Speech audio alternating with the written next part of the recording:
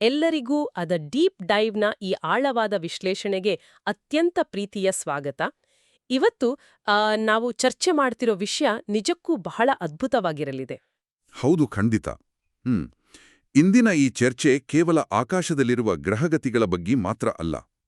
ನಿಜ.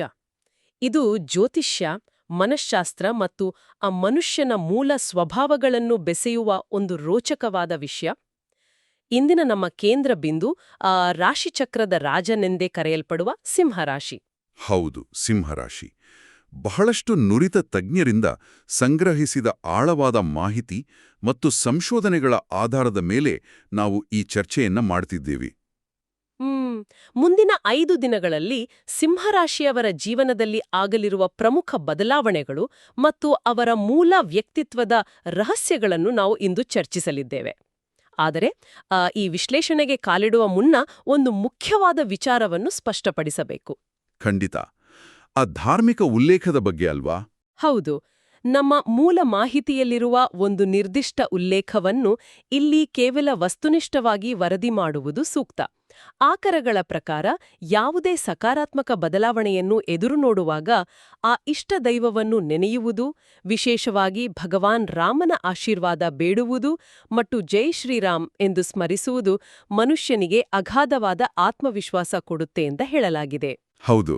ನಾವು ಇದನ್ನು ಯಾವುದೇ ರೀತಿಯ ಪಕ್ಷಪಾತವಿಲ್ಲದೆ ಕೇವಲ ಮೂಲದಲ್ಲಿರುವ ಮಾಹಿತಿಯಾಗಿ ಮಾತ್ರ ಇಲ್ಲಿ ಪ್ರಸ್ತುತಪಡಿಸ್ತಾ ಇದ್ದೀವಿ.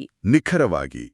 ಇಂದಿನ ನಮ್ಮ ಈ ಚರ್ಚೆಯ ಮುಖ್ಯ ಉದ್ದೇಶ ಆ ಜ್ಯೋತಿಷ್ಯವನ್ನ ಕೇವಲ ನಾಳೆ ಏನಾಗುತ್ತೆ ಅಂತ ಹೇಳುವ ಭವಿಷ್ಯವಾಣಿಯಾಗಿ ನೋಡೋದಲ್ಲ. ಬದಲಿಗೆ ಅದರ ಹಿಂದೆ ಅಡಗಿರುವ ಮನುಷ್ಯನ ನೈಜ ಹೋರಾಟಗಳು, ಜೀವನದ ಕಠೋರ ಪಾಠಗಳು ಮತ್ತು ಆ ಯಶಸ್ಸಿನ ಗುಟ್ಟುಗಳನ್ನ ಅರ್ಥ ಮಾಡಿಕೊಳ್ಳುವುದು. ಮನುಷ್ಯನ ನಡವಳಿಕೆಗಳನ್ನ ವಿಶ್ಲೇಷಿಸಲು ಇದೊಂದು ಅತ್ಯುತ್ತಮ ವೇದಿಕೆ. ಹಾಗಾದ್ರೆ ಬನ್ನಿ ಇದನ್ನು ಬಿಡಿಸಿ ನೋಡೋಣ. ನಾವು ಸಿಂಹರಾಶಿಯ ಆ ಮೂಲ ವ್ಯಕ್ತಿತ್ವವನ್ನು ಗಮನಿಸಿದ್ರೆ ರಾಶಿಚಕ್ರದಲ್ಲಿ ಇದು 5ನೇ ಸ್ಥಾನದಲ್ಲಿದೆ. ಇದರ ಅಧಿಪತಿ ಸಾಕ್ಷಾತ್ ಸೂರ್ಯ. ಹೌದು. ಸೂರ್ಯ ಅಂದ ತಕ್ಷಣ ಆ ತೇಜಸ್ಸು, ಎಂದಿಗೂ ಪುಗ್ಗದ ಶಕ್ತಿ ಮತ್ತು ನಾಯಕತ್ವದ ಗುಣಗಳು ಇವರಲ್ಲಿ ಸಹಜವಾಗಿಯೇ ಇರುತ್ತೆ. ಸೂರ್ಯನ ಕೃಪೆಯಿಂದ ಕಷ್ಟಗಳು ಬಂದರೂ ಅವರು ಅಂತಿಮವಾಗಿ ಯಶಸ್ಸು ಸಾಧಿಸ್ತಾರೆ ಅನ್ನೋದು ಒಂದು ನಂಬಿಕೆ. ಆದರೆ ನೋಡಿ, ಇಲ್ಲಿ ನಾನೊಂದು ಅತ್ಯಂತ ಕುತೂಹಲಕಾರಿ ಅಂಶವನ್ನು ನಮ್ಮ ಮೂಲ ಮಾಹಿತಿಯಲ್ಲಿ ಗಮನಿಸಿದೆ. ಸಿಂಹರಾಶಿಯವರ ನೋಟವೇ ಅತ್ಯಂತ ಆಕರ್ಷಕವಾಗಿರುತ್ತೆ ಅಂತ ಹೇಳಲಾಗಿದೆ. ಅಂದ್ರೆ ಅವರ ದೈಹಿಕ ಆಕರ್ಷಣೆ ಬಗ್ಗೆ ಹೇಳ್ತಿದ್ದೀರಾ? ಹೌದು. ಮುಖದಲ್ಲಿ ಒಂದು ವಿಶೇಷ ಕಾಂತಿ ಇರುತ್ತೆ. ಅದರಲ್ಲೂ ವಿಶೇಷವಾಗಿ ಈ ರಾಶಿಯ ಮಹಿಳೆಯರು ಆ ಲಕ್ಷ್ಮಿಯ ಮೋಡಿಯನ್ನು ಹೋಲುವ ವಿಶೇಷ ಸೌಂದರ್ಯ ಹೊಂದಿರ್ತಾರೆ ಅಂತ ಉಲ್ಲೇಖಿಸಲಾಗಿದೆ. ಲಕ್ಷ್ಮಿಯ ಮೋಡಿ ಅಂದ್ರೆ ಒಂದು ರೀತಿಯ ಸಹಜವಾದ ಕಳೆ, ನೋಡಿದ ತಕ್ಷಣ ಗೌರವ ಮತ್ತು ಆಕರ್ಷಣೆ ಹುಟ್ಟಿಸುವಂತ ಒಂದು ಪ್ರಭಾವ ವಲಯ. ಕೇವಲ ಗ್ರಹಗಳ ಸ್ಥಾನದಿಂದ ವ್ಯಕ್ತಿಯೊಬ್ಬರ ದೈಹಿಕ ಆಕರ್ಷಣೆ ಹೆಚ್ಚಾಗುತ್ತೆ ಅನ್ನೋದು ಸ್ವಲ್ಪ ಆಶ್ಚರ್ಯ ಅನಿಸುತ್ತೆ ಅಲ್ವಾ? ಇದರ ಹಿಂದಿನ ಅಸಲಿಗುಟ್ಟೇನು ಅಂತ ನಮ್ಮ ಕೇಳುಗರಿಗೆ ವಿವರಿಸಬಹುದಾ? ಇಲ್ಲಿ ಗಮನಿಸಬೇಕಾದ ಆಸಕ್ತಿದಾಯಕ ಅಂಶವೆಂದರೆ ಈ ಬಾಹ್ಯ ಆಕರ್ಷಣೆಯ ಹಿಂದಿರುವ ಮನಃಶಾಸ್ತ್ರೀಯ ಕಾರಣ. ಇದು ಕೇವಲ ಬಣ್ಣ ಅಥವಾ ದೈಹಿಕ ಸೌಂದರ್ಯದ ವಿಚಾರ ಅಲ್ಲ. ಅವರ ವ್ಯಕ್ತಿತ್ವದ ಆಳವೇ ಅವರನ್ನು ಆಕರ್ಷಕವಾಗಿ ಮಾಡೋದು. ಓಹೋ, ವ್ಯಕ್ತಿತ್ವದ ಆಳ ಅಂದ್ರೆ ಹೇಗೆ? ಜ್ಯೋತಿಷ್ಯದಲ್ಲಿ ಸೂರ್ಯನನ್ನು ಆತ್ಮಕಾರಕ ಅಂತ ಕರೀತಾರೆ. ಅಂದ್ರೆ ಆ ಆತ್ಮವಿಶ್ವಾಸದ ಸಂಕೇತ. ಈ ಆತ್ಮವಿಶ್ವಾಸವೇ ಅವರ ಕಣ್ಣುಗಳಲ್ಲಿ ಒಂದು ವಿಶೇಷವಾದ ಪರಿಣಾಮವನ್ನು ತರುತ್ತೆ. ಅವರು ಬಹಳ ನೇರ ಮತ್ತು ಆಳವಾದ ಮಾತುಗಳನ್ನಾಡುವ ಸ್ವಭಾವದವರು. ನಿಜ. ಮುಚ್ಚುಮರೆ ಇಲ್ಲದ ವರ್ತನೆ ಇರುತ್ತೆ ಅವರಲ್ಲಿ. ಹೌದು. ಇದೇ ನೇರ ನುಡಿ ಮತ್ತು ಕಣ್ಣುಗಳಲ್ಲಿ ಕಾಣುವ ಧೈರ್ಯ ಇತರರನ್ನು ಆಕರ್ಷಿಸುವ ಕಾಂತಕ್ಷೇತ್ರದಂತೆ ಕೆಲಸ ಮಾಡುತ್ತೆ. ಆತ್ಮವಿಶ್ವಾಸವೇ ಅತಿದೊಡ್ಡ ಸೌಂದರ್ಯ ಅನ್ನೋದಕ್ಕೆ ಇದು ಅತ್ಯುತ್ತಮ ಉದಾಹರಣೆ. ಆ ಲಕ್ಷ್ಮಿಯ ಮೋಡಿ ಅನ್ನೋದು ಅವರು ಸಮಾಜದಲ್ಲಿ ಹೇಗೆ ಪ್ರಸ್ತುತಪಡಿಸಿಕೊಳ್ಳುತ್ತಾರೆ ಅನ್ನೋದರ ಪ್ರತಿರೂಪ ಅಷ್ಟೇ. ಅದು ನಿಜಕ್ಕೂ ಒಂದು ಅದ್ಭುತವಾದ ವಿವರಣೆ. ದೈಹಿಕ ಸೌಂದರ್ಯಕ್ಕಿಂತ ಆಂತರಿಕ ಧೈರ್ಯವೇ ಹೆಚ್ಚು ಆಕರ್ಷಕವಾಗಿರುತ್ತೆ ಅನ್ನೋದು ಸಂಪೂರ್ಣವಾಗಿ ಒಪ್ಪುವಂಥ ಮಾತು. ಖಂಡಿತ. ದೊಡ್ಡ ಹೋರಾಟವೇ ಅಡಗಿರುತ್ತೆ ಅಂತ ನಮ್ಮ ಆಕರಗಳಲ್ಲಿ ಸ್ಪಷ್ಟವಾಗಿ ದಾಖಲಾಗಿದೆ. ಹೌದು, ಆ ಹೋರಾಟ ಬಹಳ ದೊಡ್ಡದು. ಸಿಂಹರಾಶಿಯರು ಚಿಕ್ಕ ವಯಸ್ಸಿನಿಂದಲೇ ಬಹಳಷ್ಟು ಜವಾಬ್ದಾರಿಗಳನ್ನು ಹೊತ್ಕೊಳ್ಬೇಕಾದ ಪರಿಸ್ಥಿತಿ ಬರುತ್ತೆ ಅಂತ ಹೇಳಲಾಗಿದೆ. ಕೆಲವೊಮ್ಮೆ ವಯಸ್ಸಿಗೂ ಮೀರಿದ ಜವಾಬ್ದಾರಿ. ಹೊರಗಿನ ಜಗತ್ತಿಗೆ ನಗ್ತಾ ಇದ್ರೂ ಒಳಗೆ ಒಂದು ಅಪರಿಚಿತ ನೋವು, ಆಯಾಸ ಮರೆಮಾಚುತ್ತಿರ್ತಾರೆ ಅಂತ. ಇಲ್ಲಿ ಕಾಡುವ ಪ್ರಶ್ನೆ ಅಂದ್ರೆ, ಹೀಗೆ ಸದಾಕಾಲ ಎಲ್ಲವನ್ನೂ ತಮ್ಮೊಳಗೆ ನುಂಗ್ಕೊಂಡು ಹೊರಗೆ ನಗ್ತಾ ಇರೋದು ಅವರನ್ನ ಮಾನಸಿಕವಾಗಿ ಕುಗ್ಗಿಸಲ್ವಾ? ಈ ಒತ್ತಡವನ್ನು ಅವ್ರು ಹೇಗ್ ನಿಭಾಯಿಸ್ತಾರೆ? ಇದು ಬಹಳ ಸೂಕ್ಷ್ಮವಾದ ಪ್ರಶ್ನೆ. ಇದು ಅವರ ಅತಿದಬ್ಧ ಶಕ್ತಿಯೂ ಹೌದು, ದೌರ್ಬಲ್ಯವೂ ಹೌದು. ಚಿಕ್ಕ ವಯಸ್ಸಿನ ಜವಾಬ್ದಾರಿಗಳು ಅವರನ್ನು ಬೇಗನೆ ಪ್ರಬುದ್ಧರನ್ನಾಗಿ ಮಾಡುತ್ತವೆ. ಮನಃಶಾಸ್ತ್ರದ ಪ್ರಕಾರ ಇದನ್ನ ಒಂದು ರೀತಿಯ ನಾಯಕತ್ವದ ಮನಸ್ಥಿತಿ ಅಥವಾ ಹೀರೋ ಕಾಂಪ್ಲೆಕ್ಸ್ ಅಂತ ವಿಶ್ಲೇಷಿಸಬಹುದು. ಅಂದ್ರೆ ಎಲ್ಲರನ್ನೂ ತಾವೇ ಕಾಪಾಡಬೇಕು ಅನ್ನೋ ಮನಸ್ಥಿತಿನ? ಹೌದು.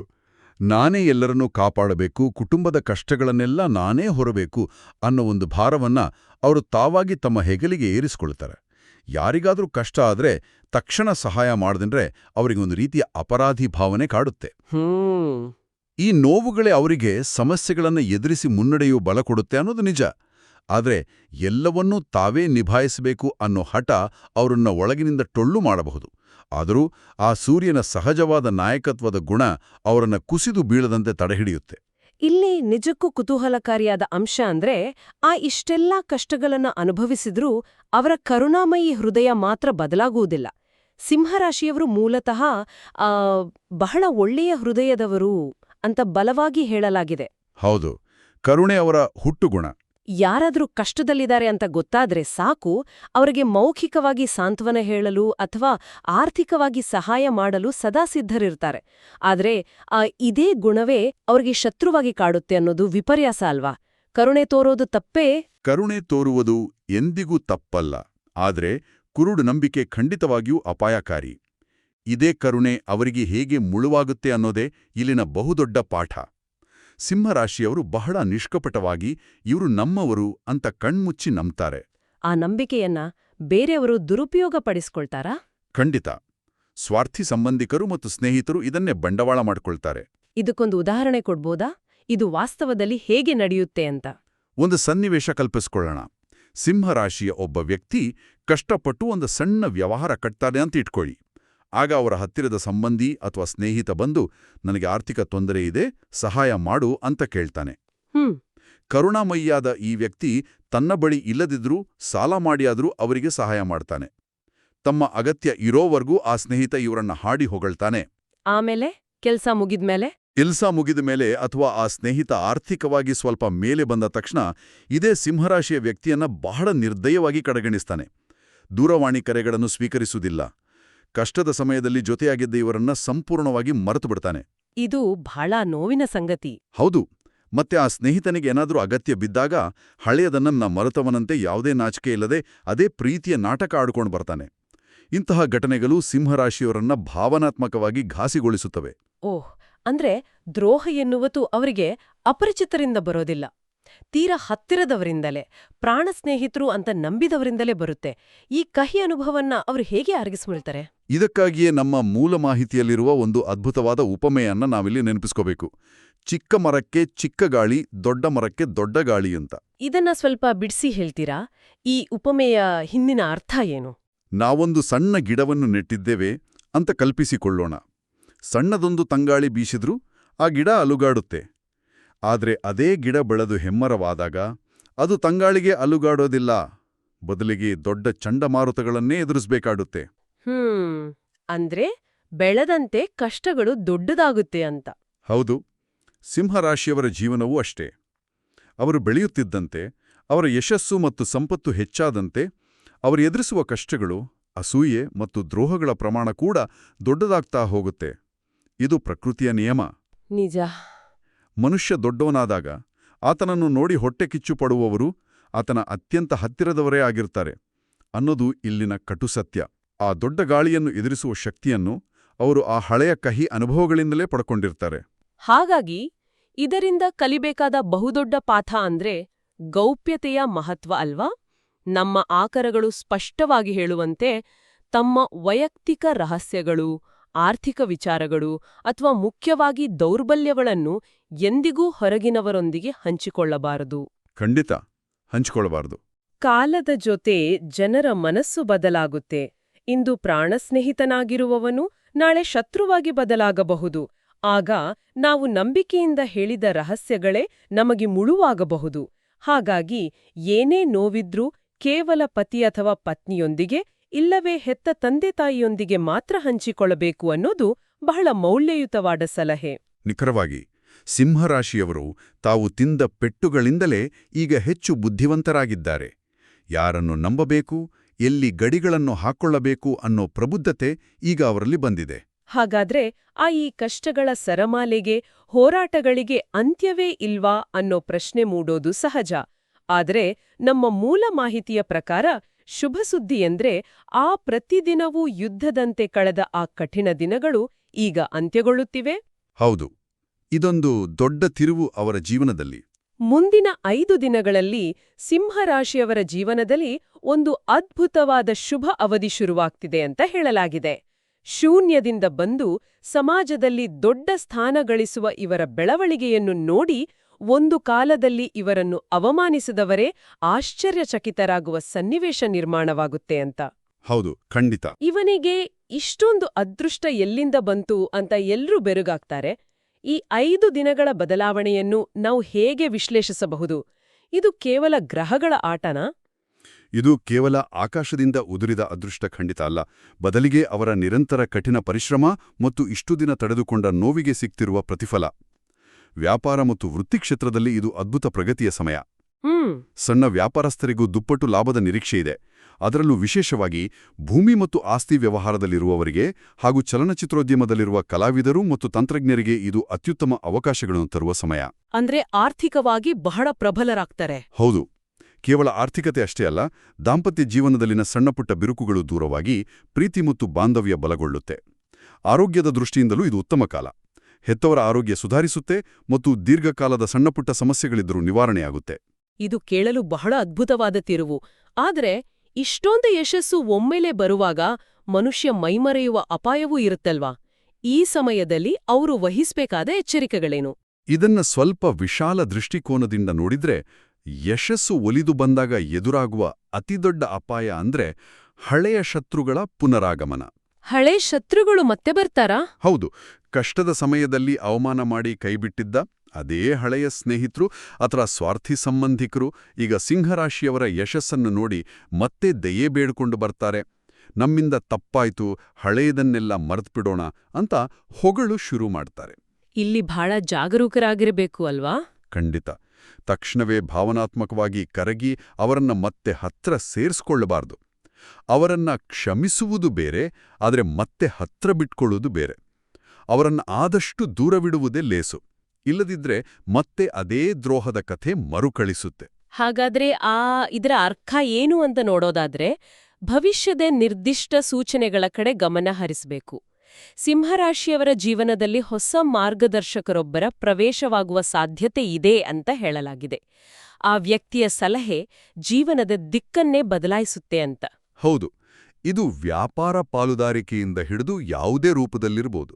ಇದರ ಜೊತೆಗೆ ನಮ್ಮ ಆಕರದಲ್ಲಿ ಹೆಸರುಗಳ ಮೊದಲ ಅಕ್ಷರದ ಕುರಿತಾದ ರಹಸ್ಯವೂ ಇದೆ. ಎಸ್ ಅಕ್ಷರದಿಂದ ಶುರುವಾಗುವ ಹೆಸರಿನ ವ್ಯಕ್ತಿ ಜೀವನದಲ್ಲಿ ಬಂದರೆ ಶುಭ ಫಲಿತಾಂಶ ತರುತ್ತೆ ಅಂತ ಹೇಳಲಾಗಿದೆ. ಆದರೆ ಆರ್ ಅಕ್ಷರದಿಂದ ಶುರುವಾಗುವ ವ್ಯಕ್ತಿಗಳ ವಿಚಾರದಲ್ಲಿ ಸ್ವಲ್ಪ ಎಚ್ಚರ ವಹಿಸಬೇಕು ಅಂತ ಸೂಚಿಸಲಾಗಿದೆ. ಹೌದು, ಆರ್ ಅಕ್ಷರದಿಂದ ಶುರುವಾಗುವವರಿಂದ ಸಣ್ಣ ಪುಟ್ಟ ಕಿರಿಕಿರಿಗಳು ಉಂಟಾಗೋ ಸಾಧ್ಯತೆಗಳಿರುತ್ತೆ. ಇದರ ಅರ್ಥ ಆ ಅಕ್ಷರದವರೆಲ್ಲರೂ ಕೆಟ್ಟವರು ಅಂತಲ್ಲ, ಆದರೆ ಹೊಸ ಸಂಬಂಧ ಬೆಳೆಸುವಾಗ ಸ್ವಲ್ಪ ಜಾಗರೂಕರಾಗಿರಬೇಕು ಅಂತ. ಇದು ಅವರ ಮನಃಶಾಸ್ತ್ರದ ಮೇಲೂ ಪ್ರಭಾವ ಬೀರಿ ಅವರನ್ನು ಹೆಚ್ಚು ಎಚ್ಚರಿಕೆಯ ಹೆಜ್ಜೆ ಇಡುವಂತೆ ಮಾಡುತ್ತೆ ಅಲ್ವಾ? ಖಂಡಿತ.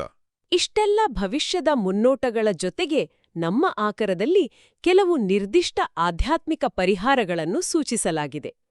ಬೆಳಗ್ಗೆ ಬೇಗನೆ ಎದ್ದು ಸ್ನಾನ ಮಾಡಿ 108 ಬಾರಿ ಓಂ ನಮಃ ಶಿವಾಯ ಜಪಿಸುವುದು. ಇದು ಹೇಗೆ ಸಹಾಯ ಮಾಡುತ್ತೆ?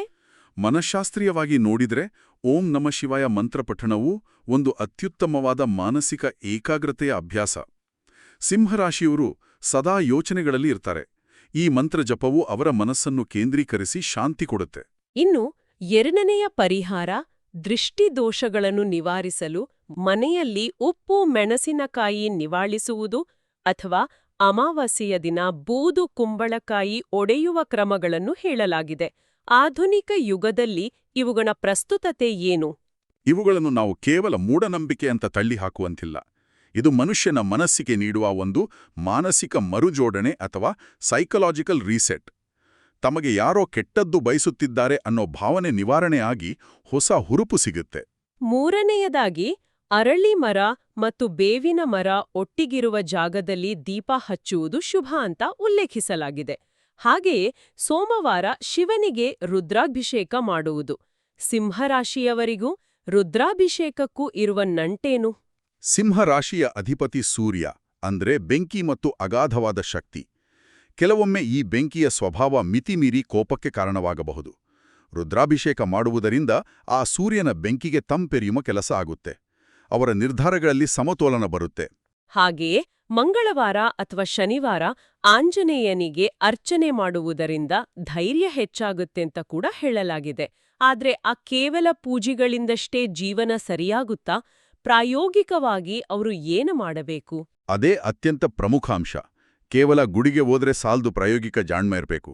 ಕೈಗೆ ಬಂದ ಹಣವನ್ನೆಲ್ಲ ಕರುಣೆ ತೋರಲು ಖರ್ಚು ಮಾಡುವ ಬದಲು ಭವಿಷ್ಯಕ್ಕಾಗಿ ಉಳಿತಾಯ ಮಾಡುವ ಅಭ್ಯಾಸ ಬೆಳೆಸ್ಕೊಳ್ಳೇಬೇಕು. ವಾಹನ ಚಾಲನೆ ಬಗ್ಗೆಯೂ ಎಚ್ಚರಿಕೆ ಇದೆ ಅಲ್ವಾ? ಹೌದು, ವಾಹನವನ್ನು ನಿಧಾನವಾಗಿ ಚಲಾಯಿಸುವುದು ಮುಖ್ಯ. ಎಲ್ಲಕ್ಕಿಂತ ಹೆಚ್ಚಾಗಿ ಪ್ರಮುಖ ನಿರ್ಧಾರಗಳನ್ನು ತೆಗೆದುಕೊಳ್ಳುವಾಗ ಹೆತ್ತವರ ಮತ್ತು ಹಿರಿಯರ ಆಶೀರ್ವಾದ ಪಡೆಯುವುದು, ಪತಿ ಅಥವಾ ಪತ್ನಿಯ ಸಲಹೆಯನ್ನು ಗಂಭೀರವಾಗಿ ಪರಿಗಣಿಸುವುದು ಅತ್ಯಗತ್ಯ. ಇದು ನಿಜಕ್ಕೂ ಆಧ್ಯಾತ್ಮಿಕತೆ ಮತ್ತು ಪ್ರಾಯೋಗಿಕತೆಯ ಅದ್ಭುತ ಸಮತೋಲನ. ಹಾಗಾದ್ರೆ ನಾವು ಈ ಚರ್ಚೆಯ ಅಂತಿಮ ಘಟ್ಟಕ್ಕೆ ಬಂದಿದ್ದೇವೆ. ಈ ವಿಶ್ಲೇಷಣೆಯ ಸಾರಾಂಶವನ್ನು ನೋಡೋದಾದ್ರೆ, ಸಿಂಹರಾಶಿಯವರ ಜೀವನ ಕೇವಲ ಗ್ರಹಗತಿಗಳ ಮೇಲಷ್ಟೇ ನಿಂತಿಲ್ಲ. ಖಂಡಿತ ಇಲ್ಲ. ಅದು ಅವರ ಕಠಿಣ ಪರಿಶ್ರಮ, ನೋವನ್ನು ಒಳಗೆ ನುಂಗಿಕೊಂಡು ನಗುವ ಕಲೆ ಮತ್ತು ದ್ರೋಹಗಳಿಂದ ಕಲಿತ ಕಠೋರ ಪಾಠಗಳ ಬುನಾದಿಯ ಮೇಲೆ ನಿಂತಿದೆ. ಹೌದು, ಈ ವಿಚಾರಗಳು ಕೇವಲ ಒಂದು ನಿರ್ದಿಷ್ಟ ರಾಶಿಗೆ ಮಾತ್ರ ಅನ್ವಯಿಸೋದಿಲ್ಲ. ಜ್ಯೋತಿಷ್ಯದಲ್ಲಿ ನಂಬಿಕೆ ಇರ್ಲಿ ಇಲ್ಲದಿರ್ಲಿ, ನಾವು ಯಾರನ್ನು ಬೇಕಾದರೂ ಕುರುಡಾನಿ ನಂಬಬಾರದು, ನಮ್ಮ ರಹಸ್ಯಗಳನ್ನು ಕಾಪಾಡಿಕೊಳ್ಳಬೇಕು ಅನ್ನೋದು ಎಲ್ಲರಿಗೂ ಸ್ಫೂರ್ತಿದಾಯಕವಾದ ಪಾಠ. ಖಂಡಿತ.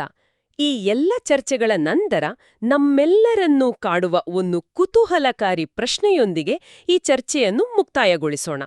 ಯೋಚಿಸಿ ನೋಡಿ, ಜ್ಯೋತಿಷ್ಯವು ಮನುಷ್ಯನ ವ್ಯಕ್ತಿತ್ವವನ್ನು ಹುಟ್ಟಿನಿಂದಲೇ ಮೊದಲೇ ನಿರ್ಧರಿಸುತ್ತದೆಯೋ, ಅಥವಾ ವ್ಯಕ್ತಿ ಬೆಳೆಯುವ ಪರಿಸರ, ಆತ ಎದುರಿಸುವ ಕಠೋರ ದ್ರೋಹಗಳು ಆತನ ವ್ಯಕ್ತಿತ್ವವನ್ನು ರೂಪಿಸುತ್ತವೆಯೋ? ಮತ್ತು ಆ ರೂಪಿತಗೊಂಡ ಗುಣಲಕ್ಷಣಗಳನ್ನು ನಾವೇ ತಂದು ನಮ್ಮ ರಾಶಿಗೆ ಆರೋಪಿಸುತ್ತೇವೆಯೋ? ಗಡಿಗಳನ್ನು ನಿಗದಿಪಡಿಸುವ ಕಲೆ ಕಲಿಯುವವರೆಗೂ ನಾವೆಲ್ಲರೂ ನಮ್ಮದೇ ಆದ ಸಿಂಹರಾಶಿಯ ಹೋರಾಟಗಳನ್ನು ಎದುರಿಸುತ್ತಲೇ ಇರುತ್ತೇವೆಯಾ ಅನ್ನೋದು ಪ್ರತಿಯೊಬ್ಬರೂ ಆಲೋಚಿಸಬೇಕಾದ ಪ್ರಶ್ನೆ. ಈ ಆಳವಾದ ಆಲೋಚನೆಯೊಂದಿಗೆ ಇಂದಿನ ಈ ಚರ್ಚೆಯನ್ನು ಇಲ್ಲಿಗೆ ಮುಕ್ತಾಯಗೊಳಿಸೋಣ. ಧನ್ಯವಾದಗಳು.